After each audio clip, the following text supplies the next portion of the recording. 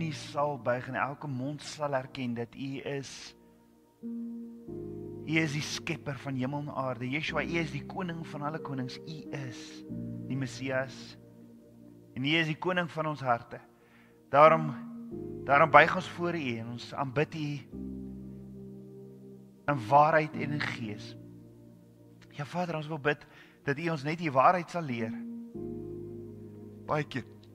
Baie keer stap ons deur dinge en ons kan nie verstaan nie, soos Petrus. Hy 3,5 jaar saam met U gestap. Hy het die woord gaan verkondig soos U vir hom opdrag gegee het. Hy het gedoen wat U sê. En toe beland hy in 'n tronk.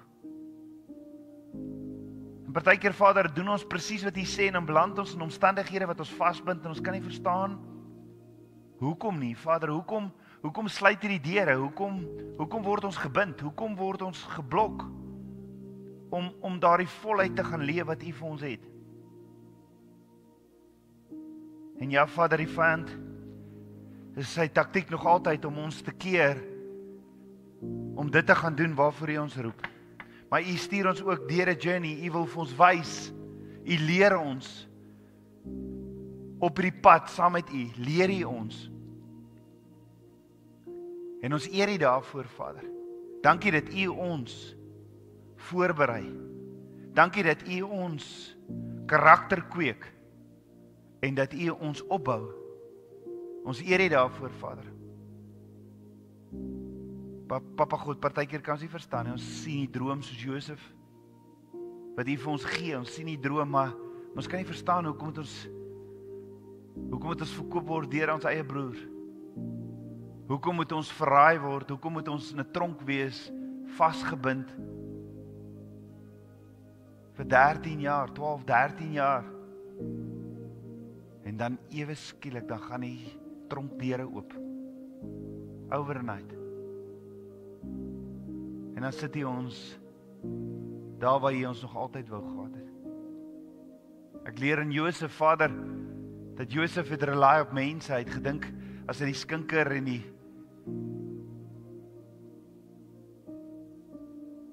manne van die brood, die bakker, as hulle net 'n goeie woord by Farao kan kry, dan gaan hy release.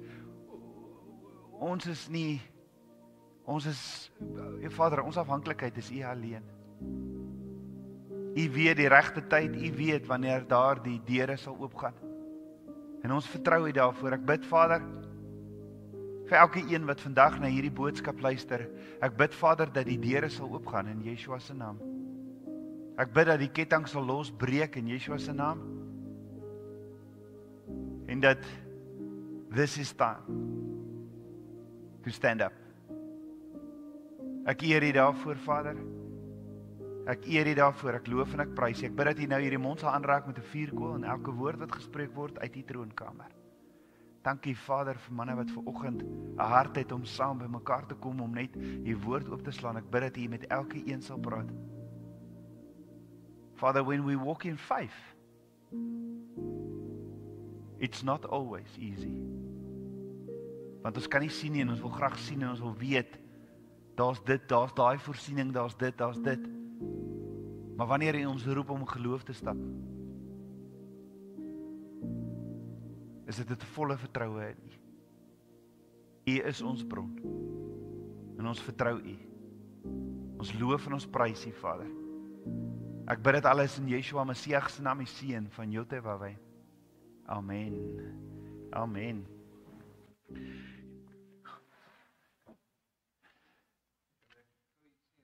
Oom kan? Ja. Oom kan gou iets sê. Oom kan gou ietsie sê. Ja.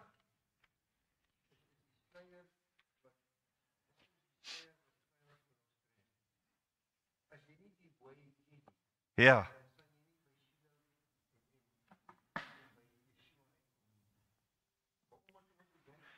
Ja. Ja. Amen. Amen. Abba gaan ons vooruit, nê. Nee. Yeshua is die lig.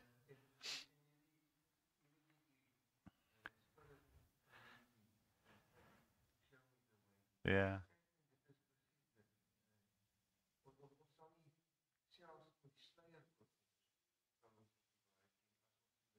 Hy lei ons.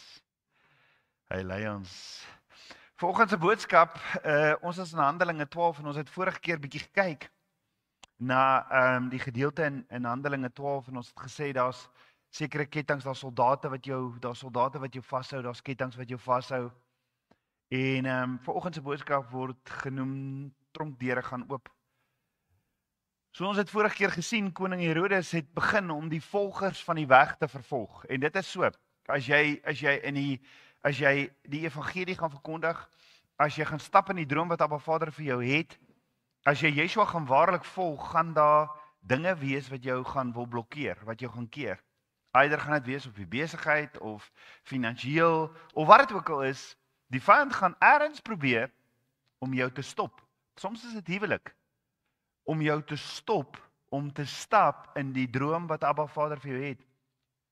Ons het gesien Jakobus, die broer van Johannes, was met 'n swaard doodgemaak deur Herodes se mense, en toe word Petrus gearresteer tydens die fees van ongesuurde brode. So ek dink daar was onder die kinders van die volgers van Yeshua was daar hierdie vrees, daar was hierdie angs, want Jakobus is sopas doodgemaak. Petrus is nou in die tronk. Hoorie, wat gaan ons doen? Wat gaan ons doen? Al wat ons nou oor het is how we fight this battle is to get onto our knees. Ons het nodig om na Maria se huis toe te gaan, want haar huis is lekker groot. Haar huis het plek vir ons almal. Kom ons gaan bid daarso. Kom ons gaan bid vir Petrus. Die aand voor Petrus se verhoor slaap Petrus. Hy slaap tussen 2 soldate, vasgeketting, terwyl ander 14 manne ook die tronk bewaak. So Petrus is vasgebind. Hy sit in 'n situasie. Hy gaan die volgende dag verhoor word. En hy weet wat met Jakobus gebeur. Die toekoms lyk nie lekker bright nie. Die toekoms lyk nie, dit lyk nie asof jy veel kan sien nie. So voor Petrus se dood of teregstelling het Herodes ook ernstig die sekuriteit ge-upgrade. Nou die woord is duidelik daaroor en sê vir ons dat Petrus was geboei met 2 kettinge. Petrus was so vasgeboei dat sy Yeshua hande en voete nêrens kon gaan nie. Onthou, as Yeshua in ons kom leef met die opstanding, Yeshua het uit die dode uit opgestaan en nou kom leef hy in ons, so hierdie hande, want hierdie is sy tabernakel, hierdie is sy tempel, hy het ons dier gekoop, so hierdie word sy hande en sy voete. En nou is Petrus vasgeketting, hy's toe agter tralies, en nou kan hierdie hande nie gaan, en hierdie voete kan nie gaan om siekes te genees, om die evangelie te gaan verkondig, om dooies te laat opstaan. En buiten dat Petrus in die tronk is, vasgeketting is daar 4 soldate, 2 om die beerd wat oor hom wag hou, terwyl hierdie tralie hekke gesluit is. En dan buiten dit alles was daar ook 'n tronkbewaker. Buite die groot hek van die tronk, wat ook wag gestaan het om ook seker te maak Petrus ontsnap glad nie. En dit is nogal ernstig. Dis asof hulle Petrus behandel soos hierdie major serial killer. En al wat hy gedoen het is hy die evangelie verkondig. Hy het mense uit die dood uit opgewakker.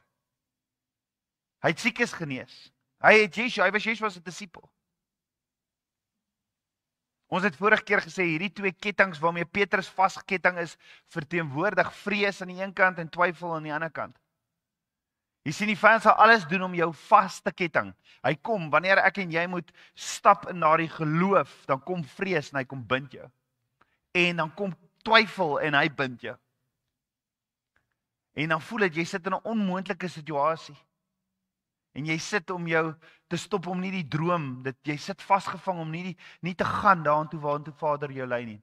En die vyand sal alles doen om hierdie roeping wat Vader vir jou het te stop.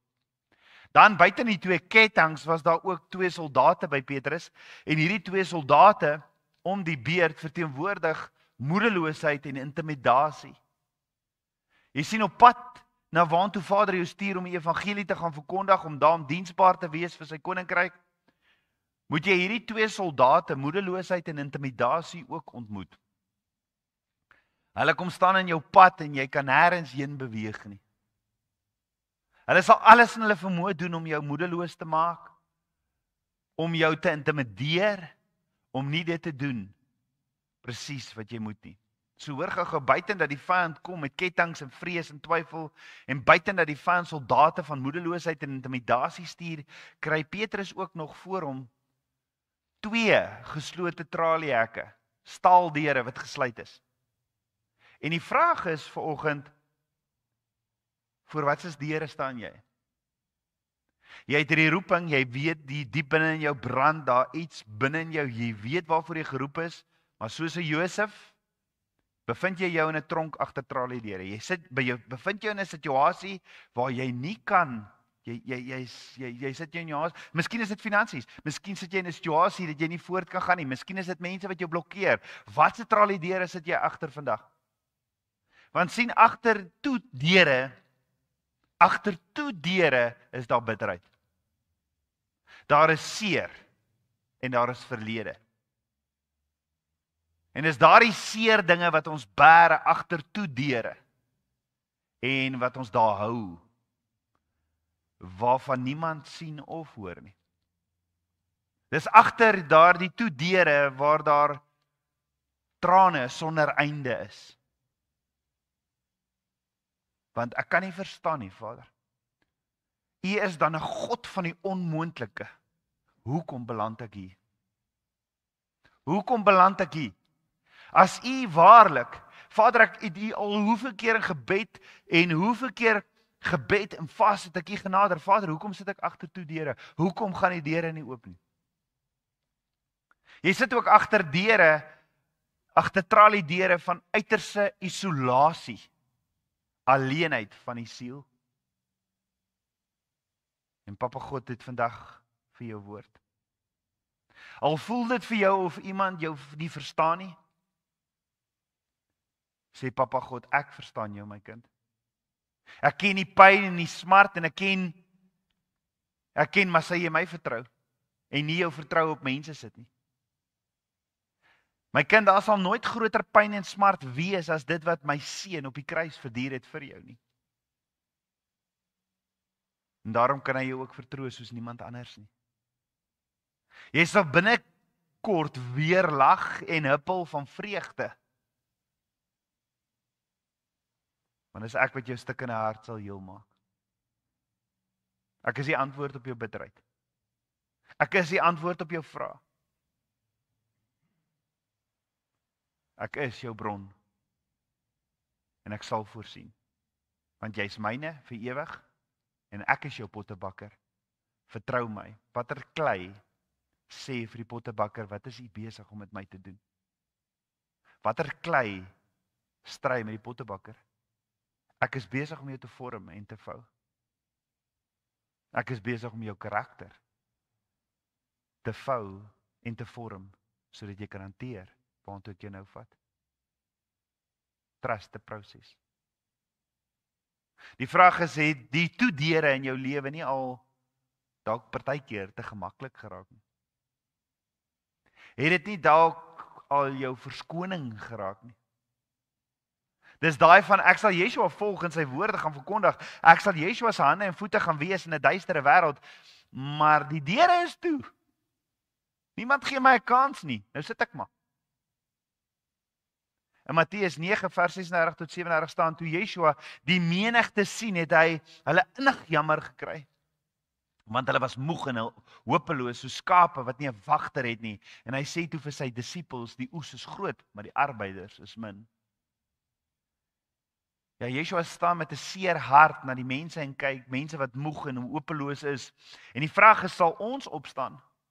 En Yeshua se hande en voete gaan wees vir 'n honger wêreld. Want Yeshua sê die oes is groot. Sal ons waag om ons eie koninkryk neer te lê, ons eie ek neer te lê en sê maar Abba, ek gee my totaal en al oor aan u koninkryk. Ek gee oor. Ek weet u is besig om my te vou, te vorm. U is besig om my, ek vertrou u. En u plan vir my. Al wil die vyand wat? Hoor gou, ek moet hierdie sê vanoggend. Niks kan die droom stop wat Abba Vader vir jou het, behalwe jouself nie. Niks. Nie omstandighede nie, nie mense nie. Niks kan die droom stop wat Abba Vader vir jou het nie. Net jouself. Dis jy wat of opgee, of is jy wat opstaan. Dink gou daaroor, hoekom kan dit gevaarlik raak om agtertoe deure gemaklik te raak? Of om te settle?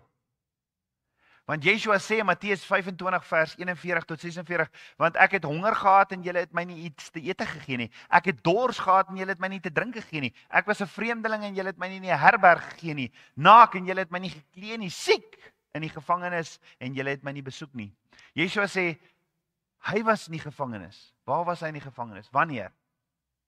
Nee, Yeshua sê voorwaar ek sê vir julle, sover julle dit nie gedoen het aan een van julle geringste nie, het julle dit aan my ook nie gedoen nie. En hulle sal weggaan in die ewige straf, maar die regverdiges in die ewige lewe. Met ander woorde, om te bly agtertoe deure is dalk gevaarliker as om te waag om op te staan. Dis gevaarliker, want jy gaan voor die koning van konings staan en sê maar, nee, maar ek het gesit want niks het vir my oopgegaan nie. Hoekom het jy opgestaan nie? Hoekom het jy opgestaan nie? Hoe moes ek, Vader? Hoe moes ek, Yeshua?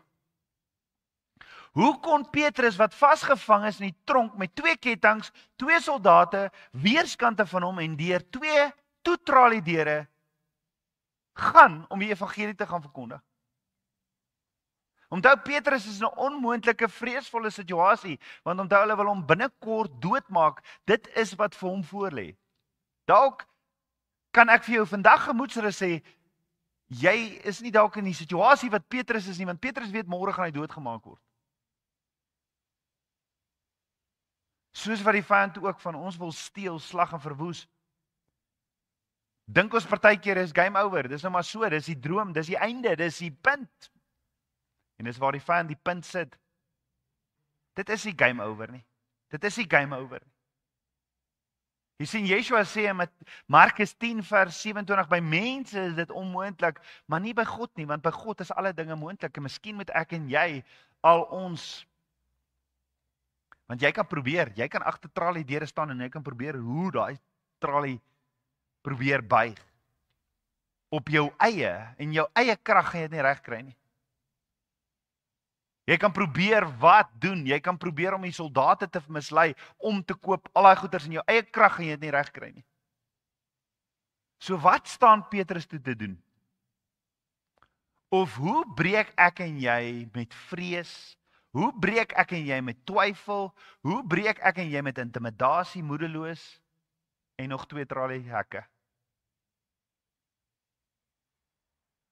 Maar Vader, leer my, daar het 5 goed gebeur met Petrus. En net so moet ons hierdie 5 dinge toepas vandag. Nommer 1, hulle het gebid. Hulle het gebid. Petrus was gearresteer en in 'n Romeinse gevangenis opgeneem. En dit het veroorsaak dat daar intense gebed vir hom opgegaan het na Vader toe. Daar's intens vir hom gebid. Handelinge 12 vers 5 sê, so is Petrus dan in die gevangenis bewaak, maar daar het 'n aanhoudende gebed tot God deur die gemeente vir hom opgegaan. So wat Vader leer ons onskatbare waardes van ware betekenisvolle geestelike familiegebed saam. Wanneer ons as 'n liggaam saam begin bid, wanneer medegelowiges, wanneer ons as families begin ophou stry en sê kom ons bid eerder saam. Want almal het mos 'n sê in die familie en almal dis 'n bekleierery en dis 'n nee, kom ons los al ons opinies, kom ons los alles, kom ons begin bid. Want God is in beheer, nie ons nie. Gebed moet intens en tot op die punt wees. Dit moet stil, gefokus en doelgerig wees. Nie gebede wat oor en oor of dikwels sommer net gebid word nie. Dit moet nie net godsdiens wees nie, moet met 'n lewende God verhouding wees. Ek praat van hierdie gebede sommer net gebid word sonder om regtig te dink wat jy bid nie, soos as jy aan die tafel gaan sit. Here, dankie vir die kos. En dan 2 minute later het almal ingeskryf, wanneer bid ons? O nee, ons het klaar gebid. Want dit was maar sommer net 'n ritueel. Vader, ek wil vir U dankie sê vir die kos vandag en dit is 'n intense gebed. Dis met 'n hart, met 'n waarlike dankbaarheid. Dankie Vader dat die kettingdeure vandag gaan oopgaan. Ek praat van daardie gebede wat jy bid. Wanneer jy bid, dan dwaal jou gedagtes. Dan kom jy agter, o Jesus, ek was besig om te bid, ek kan nou nie onthou wat ek. Gebeur dit net met my? Dis hierso waar jy opstaan en begin bid en hard met Vader praat en dis wat ons by ons Messias leer. Hy was op 'n eensame plek, afgesonder en hy het hard gebid. Hy het met die Vader gepraat. En dan het hy ook in groepe gebid. Want wanneer jy in groepe bid, dan gaan jy nie sommer, jou gedagtes gaan nie sommer dan weggaan nie. Jy sien, partykeer bid ons hierdie gebede en dan dwaal jou gedagtes so. Jy kan na die tyd nie eens onthou wat jy gebid het nie. En dis hoekom ek soms in die woord leer ons privaat hardop bid om gefokus te bly. Tweedens, die woord sê dat gebede gedoen is. Dit beteken dit was gebed voortdurend. Die gebed vir Petrus was nie net 'n eenmalige byeenkoms nie. Nee, 1 Tessalonisense 5:17 bid sonder ophou. Bid sonder ophou. Hierdie gebed in Grieks beteken is soos om te strek, jou spiere te strek, so uit te strek, dis amper seer, soos wat jy gestrek word. Dis die prentjie wat geskets word in Grieks. So jy strek jou voor Vader, jy kom met alle intense, daar's liefde betrokke, intensiteit, vurige gebed, wat jy na Vader toe kom. En is bid sonder ophou. Op verskeie ander plekke in Abba Vader se woord is dit 'n instruksie om aanhoudend te bid. Yeshua sê Matteus 7 vers 7, bid en vir julle sal gegee word, soek en julle sal vind, klop en vir julle sal oopgemaak word. Ja, maar Vader, ek bid nou al hoe lank in my omstandighede? Hoe intens is jou gebed? Hoe intens is jou gebed? Die mense wat almal Maria, ons gaan nou kyk, hulle het almal Maria se huis, het hulle daar met mekaar gesit en redeneer oor situasies oor Petrus en wat hulle moet doen, of het hulle gebid? Aanhoudend, intens, soos iemand wat strek, uitgestrek, intens. Kyk, ek is nou nogal styf, as ek moet gaan hardloop en ek moet strek, dis my eintlik seer. Ek hou nie van strek nie. Dis seer. Dis intens. En dit is hoe hierdie gebed moet wees. Dis hoe hulle gebid het. Derdens, ons gebede moet direk tot Abba Vader gerig wees. Nie deur 'n tussenganger nie. Anders is daar mos nie 'n verhouding met hom nie. Vader, ek wil met U praat, hierdie situasie kry my onder. Vader, wat doen ek in hierdie situasie? Ons het 'n broer wat in 'n situasie vas is en hy kan nie die dinge gaan doen waarvoor hy hom geroep het nie. Hy's vas in 'n situasie. Vader, wat is dit? Vader, ons wil intens voor U bid. Vader, ons word vervolg. Die woord gaan nie uit nie. Vader, ons is nie besig om disippels te maak nie. Vader, ons wil vra vir U hulp. Vader, ons het U nodig, Vader. Vader, ons wil die koninkryk uitbrei, Vader, maar dis die heeltyd asof die vyand ons blok, Vader. Vader, ons wil disippels maak, maar Vader, soos wat ons kry, mense raak so bietjie vasgevang in die woord en dan as hulle weer kry, dan los hulle die woord en dan word hulle vasgevang in hierdie wêreld, in situasies en hulle vertrou net op hulle eie instinkte. Vader, ons het U nodig, Vader. Vader, ons het U nodig dat die kettinge vandag breek en dat ons disippels maak en dat hierdie twyfel en hierdie vrees sal stop en intimidasie en manipulasie en dat die deure sal oopgaan. Vader, ons wil die koninkryk uitbrei. Vader, ons het 'n hartsbelang na U toe. Vader, ons liggaam wil U nader met alles. Vader, ons wil U aanbid. Ons wil doen dit waarvoor U ons geroep het. Jy sien Hebreërs 4 vers 16 sê, laat ons dan met vrymoedigheid na die troon van die genade gaan, sodat ons barmhartigheid kan verkry en genade vind, om op die regte tyd gehelp te word. Op Abba se tyd. Onthou, gebede is namens Petrus Abba Vader gemaak. En dis tyd dat ons ernstig, uitgestrek en intens bid, Vader, dat hierdie ketting sal losbreek. Dit wat ons bind, Vader. Vader, die kinders se sport hou ons uit die kerk uit. Vader, die omstandighede, die finansies, hierdie dinge hou ons om nie saam die woord te bestudeer in die week nie. Vader, ons het U nodig, Vader, dat hierdie kettinge breek, hierdie dinge wat hierdie wêreld ons so mee bind. Vader, ons het U nodig. Hierdie was nie algemene gebede wat hierdie ouens gebid het. Dit was spesifiek rakend. Dit was spesifiek tot Petrus gerig. En miskien moet ons so spesifiek hou op doekies omdraai en spesifiek tot die probleem toe bid. Ons het nie tyd nie. Ons het nie meer tyd vir ons Vader nie. Ons het nie meer 'n prioriteitslys wanneer dit kom by sy woord en wanneer ons kom by hoe belangrik hy in ons lewens is nie, want alles het net te veel geraak. Te veel belangrik. Jy sien, soms wil ons nie eens vra vir gebed nie. Weens trots. Of ons het 'n vrees vir verleentheid. Ons wil nie meer in die kerk sê, maar ek het hierdie probleem nie, want as ons gaan saam bid, dan is dit soos 'n storie wat versprei word. Daar's nie meer daai geloof in gebed nie. Maar Vader se woord sê, daar's in die vurige gebed van die regverdiges is daar baie krag. Gaan lees jy die psalms, dan sien jy Dawid het openlik en eerlik, selfs uiters emosioneel oor sy probleme gebid. En ek meen selfs Yeshua het in sy binnekring gevra om saam met hom te gaan bid. Hoekom doen ons nie? En dit bring ons by die laaste punt, 'n gemeenskap van medegelowiges het vir Petrus gebid. As ons waarlik 'n gemeenskap van gelowiges wil wees, moet ons vreugde sowel as ons bekommernisse met mekaar kan deel. Ons moet mekaar by mekaar hou en veral in die uur van nood moet ons daar wees vir mekaar. En ons verlustig in Abba Vader.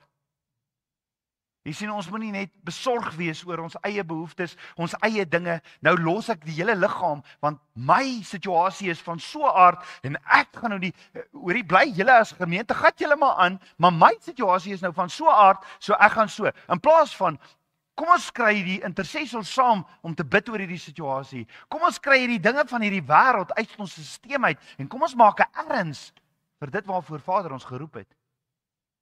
Jy sien, ons moet nie net besorg wees oor ons eie behoeftes nie. Daar is iets wat gebeur as medegelowiges saam oor 'n saak bid. En Jakobus 5 vers 16 sê, bely mekaar julle misdade, julle sondes. Dit wil ons ook nie doen nie. En wie wil nou weet wat sondes doen ek?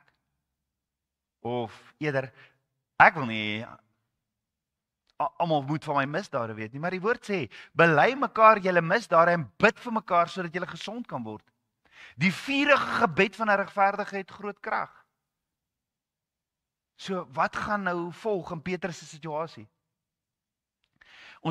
Ons het Petrus wat vasgevang is in die tronk, ons het in Maria se huis vol gelowiges wat saam bid. Wat gaan gebeur? Wat gaan volg in Petrus se situasie? Wat is die gevolg van intense gebed? En omdat ons die situasie ken, ons het al Handelinge 12 geleer het, is dit vir ons nou, ons weet wat gebeur het. Maar nie die ouens wat gebid het nie, hulle het nie geweet, in geloof het hulle geglo. Petrus, dis nou maar so. Of het hy iets geleer by sy Messias, toe sy Messias op die boot gelê slaap na 'n storm? Want Petrus slaap. Hoor gou wat staan in Handelinge 12 vers 7. En met eens staan daar 'n engel van die Here by hom en 'n lig skyn in die gevangenis. Toe slaan hy Petrus op die sy. Ek hou van dit. Hy slaan vir Petrus op die sy. Maak hom wakker en sê, staan gou op. En die boeie het van sy hande afgeval. So wat is hierdie lig wat in die gevangenis ingeskyn het? Is dit hoop? Is dit victory? Is dit oorwinning? Is dit die woord van Abba Vader? Wie is die lig van hierdie wêreld? Yeshua, en hy is almal. Hy is alles. Hy is die woord, hy is die hoop. Hy is oorwinnaar van die dood. So, maak nie saak hoe vas die vyand jou het nie, wanneer die lig van Abba Vader se woord in jou omstandighede inskyn, verander alles. Wat staan in die woord? In Psalm 119 vers 105, U woord is 'n lamp vir my voet en 'n lig vir my pad. Yeshua sê in Johannes 8 vers 32, en julle sal die waarheid ken en die waarheid sal julle vrymaak. Jy sien, die woord skyn 'n lig van hoop, 'n lig van geloof, 'n lig wat oorwinning bring in hierdie donker tronk van omstandighede. En hoor wat sê Lukas, met eens is daar lig. So daar's gebed, daar's geloof. Want hoe kry ek geloof? Romeine 10 vers 17, deur die hoor van die woord. So wat gebeur is, ons begin eerder onder mekaar te redeneer oor wat is reg en wat doen ons, in plaas van, wat sê die woord? Wat sê die woord? Met eens is daar lig. Met eens is daar lig, en in die volgende oomblik is dit die stem van die engel wat Petrus hoor wat sê, staan gou op. En ek ervaar dit is absoluut iets wat Abba Vader vandag vir een van ons sê, staan gou op. Staan gou op. Your time is come. Staan gou op. So Abba Vader leer my, daar het 5 goed met Petrus gebeur. En net so moet ons hierdie 5 dinge toepas vandag. Hulle het saam gebid en Petrus het gou opgestaan. Met ander woorde, moenie verder net sit en vrees en twyfel, moedeloosheid en intimidasie vertroetel nie. Staan gou op. Jy sien, as ek op die grond bly in moedeloosheid, as ek in die grond bly met negativiteit en myself afkrap en sê, ag, dis nou maar my lot, dan oorweldig die vyand my. En dis hier waar die soldate so massief en groot lyk. En dis hier waar die kettinge so groot lyk. En die staaldeure so groot. Maar wanneer ek gou opstaan en besluit om geloof te beweeg, wanneer ek gehoorsaam is, wanneer ek gou opstaan, dis wanneer ek 'n stem agter my hoor wat sê gaan links of reg. Dis wanneer die rietsee opgaan, wanneer ek gou opstaan en net doen en net gaan, wanneer ek beweeg, dis wanneer die Jerigo mure begin val. Dis amazing, dis wanneer die reëse val. Jy sien, dis wanneer ek opstaan wat ek besef, maar hierdie kettinge, hierdie soldate en hierdie deure was nooit so groot soos wat ek gedink het hulle was nie. En daarom kan ons nie bly sit en die slagoffer speletjie bly speel nie. Ons wil so graag die slagoffer wees. Of ek kan nie jammer gat speletjie speel nie. Nee, die woord verge aksie. Dis van opstaan. Kom ons hou op verskonings maak. Kom ons kom in aksie. Want geloof verge aksie. Hoop verge aksie. En jy het nodig om gou op te staan. En ek ervaar hoe Vader ons vandag roep om gou op te staan. Gou op te staan. So Abba Vader leer my, daar het 5 goed gebeur met Petrus. En net so moet ek en jy hierdie dinge toepas vandag. Hulle het saam gebid. Petrus het gou opgestaan. En toe sê die engel vir hom, omgord jou. Omgord jou. Handelinge 12 vers 8 sê die engel vir hom, omgord jou. Omgord jou met wat? Omgord jou met die gordel van waarheid. Efesiërs 6 vers 14 sê, staan dan vas, julle lendene, met die waarheid omgord. Jy kan nie beweeg as jy nie die waarheid vasmaak, as jy nie op 'n woord van Vader beweeg. Jy het nodig om jou te omgord. Jy kan gou opstaan, maar jy moet beweeg op die woord van God. Jy sien, die waarheid maak jou gereed om te beweeg. En dis die waarheid, die woord, Romeine 10 vers 17, wat vir ons die geloof gee om te beweeg. Sonder die waarheid maak jy geen vordering nie, en sal jy struikel en val. En daar's niks wat jou werk en krag as kind van God meer skade kan doen, as die leuen wat jy bly glo nie. Jy is dan 'n prooi van die Vader van alle leuns. Ek meen, hoe kan jy die vyand weerstaan as jy die hand vashou van die Vader van die leuen? Hoe kan jy hom weerstaan? Jy is verlore voordat jy begin. En net die gordel van waarheid stel jou in staat om die goeie stryd te stry. En dis die waarheid wat jy ken, wat jou vrymaak. Maar wanneer ons reageer in gehoorsaamheid en doen presies wat Abba Vader se woord vir ons sê, dis wanneer ons loskom van dit wat ons bind in 'n split second. Jesaja 30 vers 21 sê, en jou ore sal 'n woord agter jou hoor wat sê, dit is die weg, wandel daarop, wanneer jy regs of wanneer jy links wil gaan. Hoor gou weer, jou ore sal 'n woord agter jou hoor. Hoekom sal jy 'n woord agter jou hoor? Dis eers as ek opstaan en daardie opstaan verg aksie, dis 'n beweging. Wanneer ek opstaan in geloof op Abba Vader se woord, dan sal ek 'n stem hoor agter my wat vir my sê, dit is die weg, wandel daarop, wanneer jy regs of wanneer jy links wil gaan. Sodat Abba wil sien, ek sê vir jou, staan op, hoe gaan jy reageer?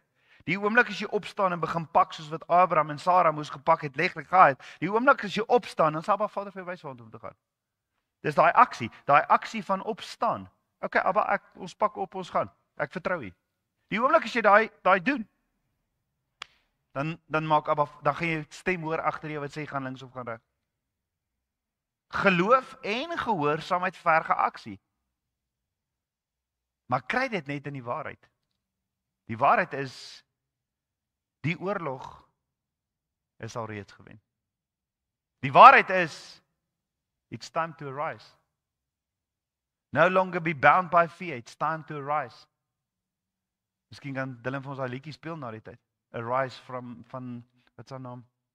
Renai. It's time to arise. It's time to arise, no longer be bound by fear. Is tyd om uit ons omstandighede op te staan. Omgord jou met Abba Vader se waarheid. Soek sy waarheid. Ja, Vader, ek sit in hierdie situasie, in hierdie tronk nou al so lank. Kan ek gou vir jou vra? Hoeveel tyd spandeer jy in sy woord? Daar is in die gemeente soveel tyd vir woord saambestudering. Waar jy tyd het om saam met gelowiges die woord te bestudeer, maar jy's te besig, nê? Jy's te besig. So Abba Vader leer my, daar het 5 goed met Petrus gebeur, en net so moet ons hierdie 5 dinge toepas vandag. Hulle het saam gebid.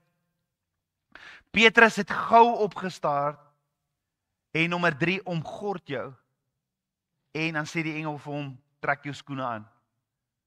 Die derde ding wat die engel wat die engel van Abba Vader vir Petrus sê, is omgord jou en trek jou skoene aan. Handelinge 12 vers 8. So, hoekom moet Petrus sy skoene aantrek? Ons bly nie meer waar ons was nie. Ons bly nie meer waar ons was. Ons gaan nie meer vir langer hier sit in hierdie situasie. Ons gaan nie meer jammer kry oor onsself nie. Ons gaan nie meer Janie jammer wees nie. Ons trek ons skoene aan. We're gonna move. Hoekom moet Petrus sy skoene aantrek? Want Petrus is op pad ergens. Petrus is op pad om ergens heen te gaan. Petrus gaan begin beweeg. Paulus leer ons van hierdie wapenrusting wat ons as kinders van Abba Vader moet aan hê, en hy praat daarvan in Efesiërs 6 vers 15.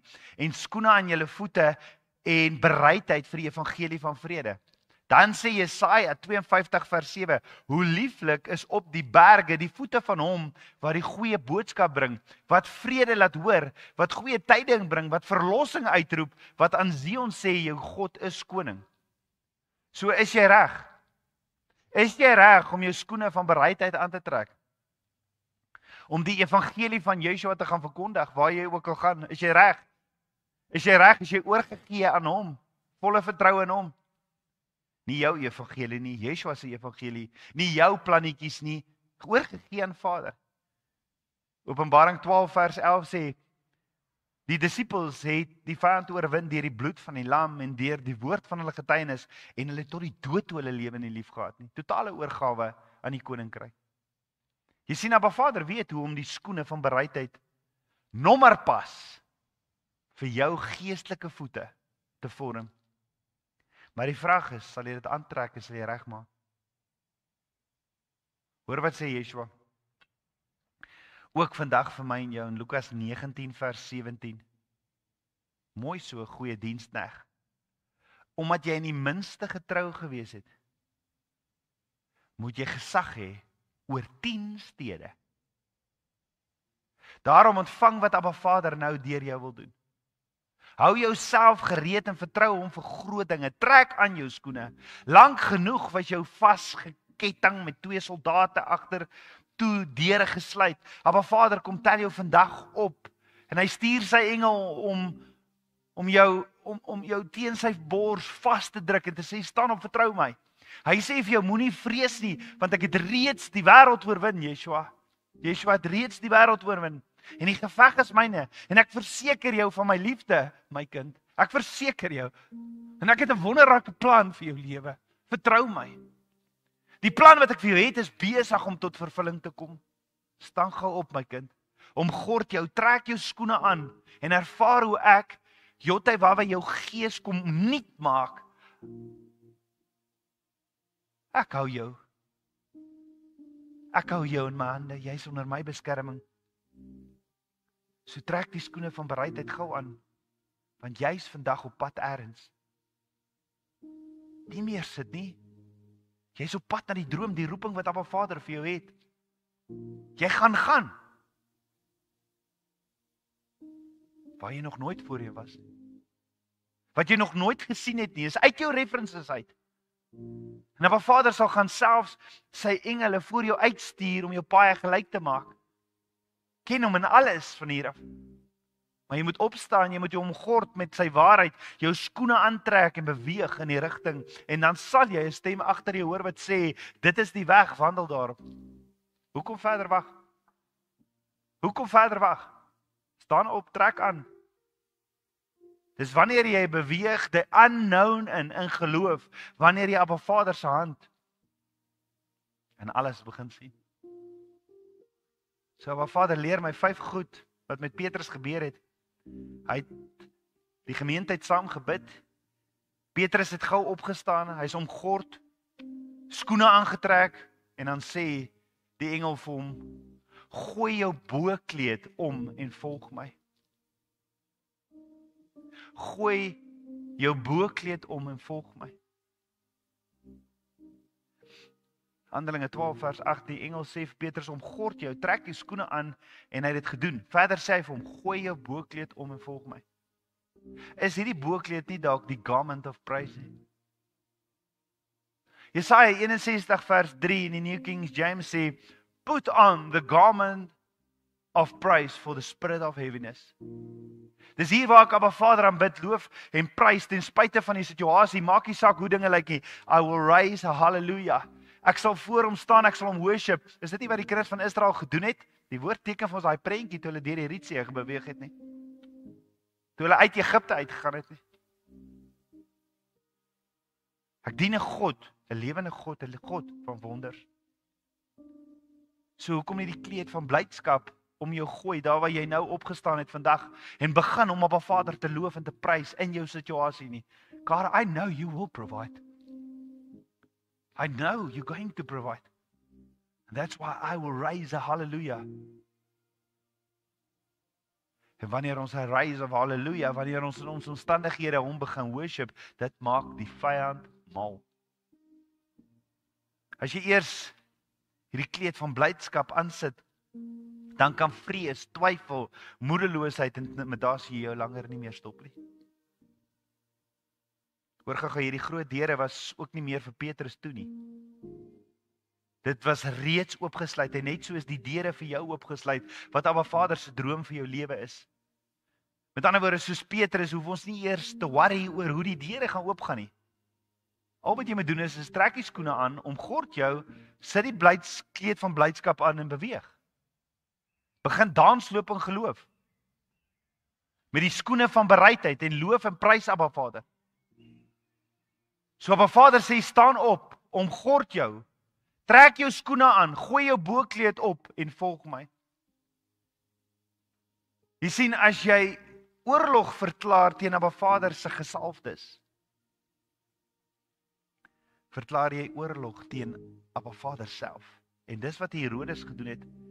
Hy het oorlog verklaar teen Abba Vader. En Jeremia 21 vers 5 sê Abba Vader, en ek self sal teen jou oorlog voer met 'n uitgestrekte hand en 'n sterkte arm, ja, 'n troon en 'n grimmigheid en 'n groot gramskap. So Petrus hoor hierdie stem. Hy hoor hierdie stem wat vir hom sê, staan op. Hy omgord hom. Hy sit hierdie kleed aan. Dit terwyl almal bid. Die Griekse woord vir daai bid is etanos. En soos ek gesê het, gestrek. Hulle bid. En die engel kom, Abba Vader stuur sy engel om vir Petrus te sê, hoorie, Petrus, staan op man, staan op. Staan nie op. Hy's vasgevang, kettinge en alles en so kom sê die engel vir hom staan op. Omgord jou. Wat ek hou van Petrus se gehoorsaamheid, maar net een ding wat ek wil ook noem, Petrus het geslaap, né? Petrus het geslaap. En die engel het hom geslaan, sê die woord. Partykeer sit ons situasies en ons rol so rond en ons is so ge-worried oor dit wat gaan gebeur, maar Petrus het geleer by Yeshua. Dat maak nie saak wat die omstandighede is nie, want daar was 'n storm self op die see van Galilea en Yeshua het gelê en slaap. Yeshua het geslaap. En Petrus het by Yeshua gehoor, wat doen jy in situasies van storms? Want die disippels het paniekerig geraak op die skip en Yeshua sê in Markus 4 vers 38 sê die disippels vir Yeshua, meester, gee U nie om dat ons vergaan nie? Yeshua staan toe op, bestraf die wind en swyg. En hy sê vir hulle, swyg, wees stil. En die storm het gaan lê en daar kom toe 'n stilte op. Maar Yeshua vra toe vir hulle, waarom is julle so bang? Waarom is julle bang? Het julle dan geen geloof nie? So in Petrus se situasie het hy die geloof gehad om op te staan, maar ook om daardie aand te slaap. Want hy het geslaap. En hy het geweet die volgende oggend gaan hy tereggestel word. Maar met een standaarde engel by hom. Een standaarde engel. Geen vrees in hom nie en hy doen presies wat hierdie engel sê. Hy doen presies wat hierdie engel sê. Jy sien, geen gevangenis of tronk kan 'n dienaar van Abba Vader terughou om die droom te gaan lewe wat Vader vir jou het. Geen tronk of gevangenis nie. Daar's 'n ware storie oor 'n Christelike sendeling van Indië met die naam van Sundar Singh in die vroeë 1900s. Sundar het as 'n tiener deur 'n diep geestelike krisis gegaan. Wat was hierdie krisis? Hy het 'n visioen gekry van Yeshua en hy het sy hele lewe in hierdie visioen vir Yeshua gegee en hy het 'n volger van Yeshua geword. Wat daartoe gelei het dat sy familie hom afgeskryf en verloon het. Hy het baie deur Indië en Tibet en ander dele van Asië gereis en die evangelie gaan verkondig. Hy was bekend vir sy nederigheid en diepe verhouding met Abba Vader. Sundar is op een van sy sendingsveldtogte deur 'n Tibetaanse gemeenskap in 'n diep put gegooi waarvan die put met 'n deksel toegesluit was. Hy is daar gelaat om te sterf vir sy geloof in Yeshua. Soos baie ander voor hom wat ook in die put gegooi is, wie se gebeente en verrotte vleis aan die bodem van hierdie put gelê het. En op die derde aand toe hy tydens sy gebed na Abba Vader toe uitroep, het hy gehoor hoe iemand die deksel van die put oopsluit. En hy het 'n stem gehoor wat vir hom gesê het, staan op, gryp vas. En ewe skielik was daar by hom 'n tou wat afgesak is. En hy het die tou gegryp. En aan die onderkant van hierdie tou was 'n lus waaraan hy sy voet gedruk het. en met sy een arm vasgehou het, want die ander arm het seer gekry toe hy deur die gemeenskap neergegooi en rondgesleep is. Maar so is Sundar opgetrek, hy het uitgeklim en die deksel weer toegemaak. En Sundar getuig later en sê, toe hy die put uitklim en rondgekyk het, om te sien wie hom gehelp het, kon hy niemand kry om te bedank nie. En die volgende oggend is hy by die stad in en het verder die evangelie gaan verkondig. En die storie is aan die leier die volgende dag van die gemeenskap gebring, en die leier het gesê, dit is onmoontlik, want die enigste sleutel wat daardie slot van daardie deksel gesluit het, hang hier in my gordel. Jy sien, ons dien 'n God van die onmoontlike. En sy engele is bedienende geeste wat gestuur word om Vader se diensknegte te bedien. So in Handelinge 12 vers 1 staan, toe kom Petrus tot homself en sê, nou weet ek waarlik, dat die Here sy engel gestuur het om my te red, uit die hand van Herodes, en uit die verwagtinge van die Joodse volk. Met ander woorde, Petrus herken, Abba Vader het 'n engel gestuur, uit die kloue van Herodes. En Handelinge 12 vers 12 sê, en nadat dit hom duidelik geword het, kom hy by die huis van Maria. Hy is uit hierdie tronk uit, hy is uit sy omstandighede, en waartoe gaan hy? Daar waar die gelowiges bymekaar kom, by die huis van Maria, die moeder van Johannes, wat ook Markus genoem word. Daar waar almal gebed, besig was om te bid vir Petrus. Daar kom Petrus aan. Petrus gaan toe soontoe, omdat hy weet die gelowiges sal daar bymekaar kom en daar bid. En omdat is nie middelerlike nag, want Petrus het gelê en slaap. En dan sê Handelinge 12 vers 13, en toe Petrus aan die deur aan die poort klop, het 'n diensmeisie met die naam van Rode gegaan om te hoor wie daar was. Rode in die woord beteken roos. Net vir interessantheid, 'n roos simboliseer Abba Vader se liefde en die skoonheid van sy skepping. Waarvoor het hulle gebid nou weer by Maria se huis? Hulle het gebid vir Petrus. En die volgende oomblik klop hy aan die deur. Het ons al so begin bid? Het ons al so in geloof begin bid? Hulle het vir Petrus gebid. Hulle wil hê dat Petrus uit die tronk vrygelaat moet word, en hulle het vurig daarvoor gebid. En hierdie soort toegewyde gebed was die hele nag aan die gang. Die hele nag. Dit was nie net 'n, okay, ons bid gou-gou 'n handjie op, ek bid gou-gou en dan is dit klaar nie. Die hele nag. En dit moes laat in die nag gewees het toe Petrus aan die deur kom klop. En steeds het hulle gebid, maar so klop Petrus aan die deur en Roda maak die deur oop. Roos maak die deur oop. En ek glo Petrus wou die straat uitkom want hy's 'n prison breaker. Hulle wil hom doodmaak, hy so pas uit die tronk uit en hy wil net uit die straat uitkom dat niemand hom sien nie. Niemand moet hom hoor of sien nie. Hy's 'n gesoekte man. Maar hoor wat gebeur, Handelinge 12 vers 14. En sy die stem van Petrus herken en van blydskap die poort nie oopgemaak nie. Sy hoor is Petrus, sy hoor is Petrus aan die ander kant van die deur voor sy nog die deur oopmaak. Sy hoor is Petrus, sy weet is Petrus, sy maak die deur oop en sy gaan sê eers vir hulle, hoorie, julle sal nie glo wat. Jy sal nie glo wat staan by die deur. Haar opgewondenheid om Petrus se stem te hoor oor hulle gebede was so pas beantwoord. En sy worry nie as of Petrus nog buite staan. Sy wil eers gou sê, hoorie, so julle hoor gou so hierdie gebede van julle. Petrus staan by die deur, Handelinge 12 vers 15, maar hy sê vir haar, "Jesus, Roda, jy's nou van jou verstand af hoor. Jy's nou van jou verstand af." Maar sy het volgehou dat dit so is dat Petrus daar is. En hulle sê vir haar, nee, seker sy engel.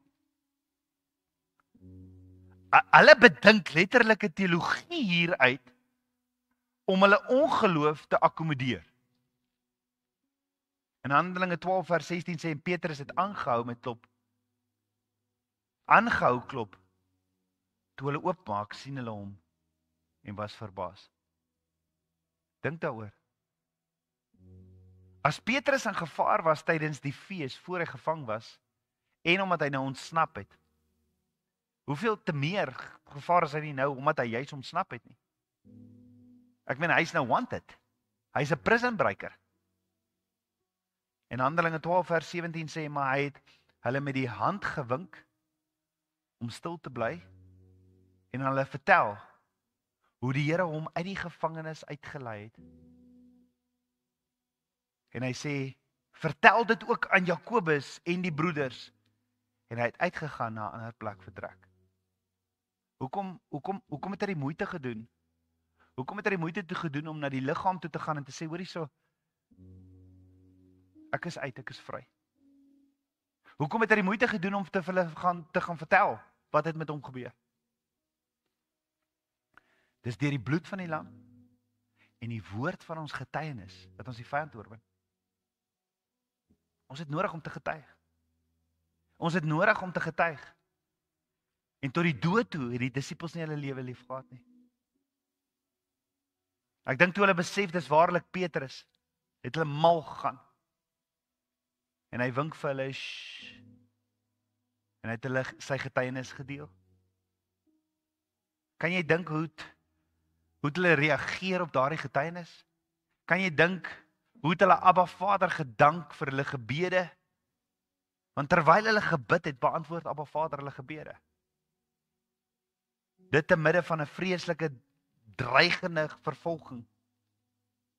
Te midde van dit alles beleef hulle Jesaja 54 vers 17 wat sê, elke wapen wat teen jou gesmee word, sal niks uitrig nie. Elke tong wat teen jou opstaan in die gereg, sal jy weer lê. Dit sal die erfdeel van die knegte van Jotewawei in hulle geregtigheid wat uit my spreek. Wat uit my is, spreek Jotewawei. As Abba Vader vir ons is, wie kan teen ons wees? Wie kan teen ons wees? Petrus is bonatuurlik uit die tronk bevry nadat die liggaam van Yeshua saam gebid het. En miskien kan dit vir ons beteken geestelike vryheid. En daarom moet ons betrokke wees in die liggaam van Yeshua om saam te bid. Daar kom deurbrake in moeilike situasies wanneer ons saam as 'n liggaam bid. Want Vader se krag om kettinge te breek, moenie deur ons beperk word nie. Moenie deur ons gestop word nie. Ons moet vertrou. Kom ons bid so saam. Ons almagtige Vader, dankie vir u liefde. Dankie vir u goedheid, Vader. Dankie dat u vanoggend saam met ons is en dat u 'n boodskap het vir elkeen van ons. Ek weet wat om te doen. Ek weet wat om te doen agter hierdie tralies, agter hierdie kettinge wat my bind. Ek weet wat om te doen. Ek weet ek moet opstaan. Ek moet my omgord met u waarheid. Ek moet in u woord bly. Ek moet mededeelsaam wees saam met gelowiges wat die woord bestudeer. Ek weet wat om te doen. Ek moet my omgord met die waarheid. Ek moet my skoene aantrek en sê, maar Vader, ek is gewillig en ek is bereid. Here I am, Lord.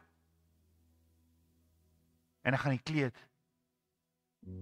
van blydskap aantrek. Ek wil vir u so lank dankie sê vir die deure wat nou oopgaan. Ek wil vir u dankie sê. Ek sal 'n oorwinnaar wees. En Yeshua wat in my woon. Ek wil jy daar waar jy is vandag, terwyl ons hierdie lied luister, verklaar.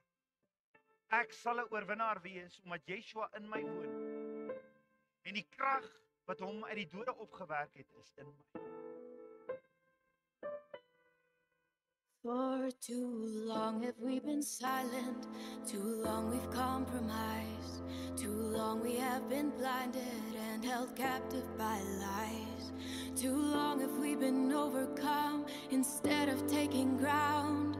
The battle is already won, so why aren't we seeing kingdom come? It's time to arise. It's time to arise. No longer bound by fear, his kingdom's drawing near. This is our time to arise.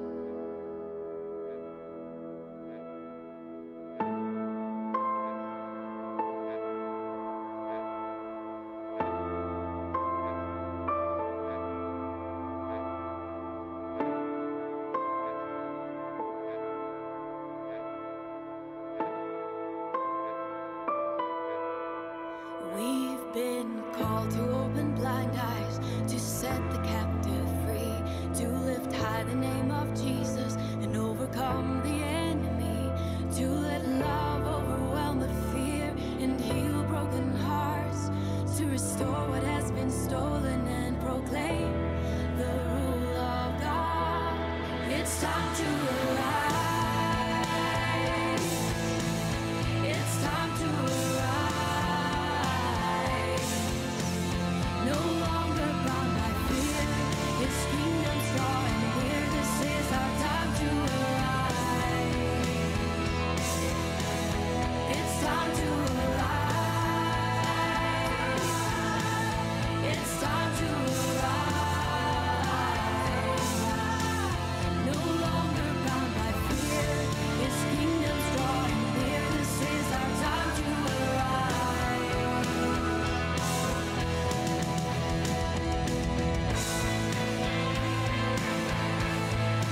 Waar jy daar waar jy is, kom ek verklaar. Yeshua my verlosser. Kom verklaar in jou situasie, Yeshua my verlosser het reeds die oorwinning bekom. Yeshua het my vrygekoop. Ek sal nie vrees vir wat die vyand of die wêreld sê of doen nie, want ek vertrou my koning. Ek rig my fokus op hom en wat sy woord sê. Wat sy woord sê, want hy is my veiligheid, hy is my voorsiening, hy is my oorwinnaar, hy is my oorwinning, en in hom is ek 'n oorwinnaar, en hy is my bron. Dankie Vader, dankie vir die liefde, dankie vir kettinge wat breek, dankie vir deure wat oopgaan, ek vertrou U. Ja Vader, ons kom as 'n liggaam in vurige gebed na U toe. En ons bid, Vader, mag ons as liggaam opstaan uit dit wat ons bind. May we arise, No longer bound by fear. no longer bound by His fear. kingdom's drawing near. This is our time to arise. This is our time to arise. U roep ons om disippels te word. And that is what we'll do for your kingdom. Dankie Vader vir U liefde. Dankie vir U goedheid. Ek eer U, Abba. Ek loof en ek prys U. Ek weet Abba, U woord breek kettinge vandag. En ek vertrou U daarvoor. En ek in die gees ervaar ek hoe Petrus aan die deur klop. Victory is knocking at the door. Dankie Vader. Ons loof en ons prys U. Ek bid dit alles in Yeshua HaMashiach